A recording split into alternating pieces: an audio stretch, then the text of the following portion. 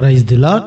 ఈ రోజు దేవుని వాక్యం కొరింథీయులకు రాసిన 2వ పత్రిక 9వ అధ్యాయము 9వ వచనము. అతడు వెదజల్లి దరిద్రులకిచ్చెను, అతని నీతి నిరంతరము నిల్చును. ఆమేన్. ప్రియమైన వారలారా, మన పరలోక తండ్రి ఐశ్వర్యవంతుడు. ఆయన తన సమృద్ధిని దాచుకునివాడు కాడు.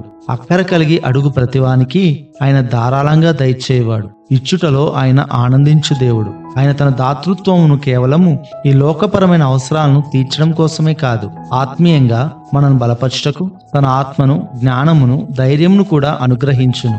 తండ్రి తన అమూల్యమైన ప్రేమను, కృపను, దయను, క్షమను మనందరిపైన సమానంగా వెదజల్లెను. పాపపు శాపంలో ఉన్న మనలను రక్షించుటకు తన అద్వితీయ కుమారుని సైతము మన కొరకు అప్పగించెను. కనుక ప్రియ దేవుని బిడ్డ, నీ ఆత్మకు, నీ శరీరంకి ఏది అక్కరగా ఉన్నదో దాన్ని సంపూర్ణ విశ్వాసంతో దేవునికి ప్రార్థించు. ఆయన తన మహిమైశ్వర్యములో నీ ప్రతి అవసరమును తీర్చునుగాక. ఆమేన్.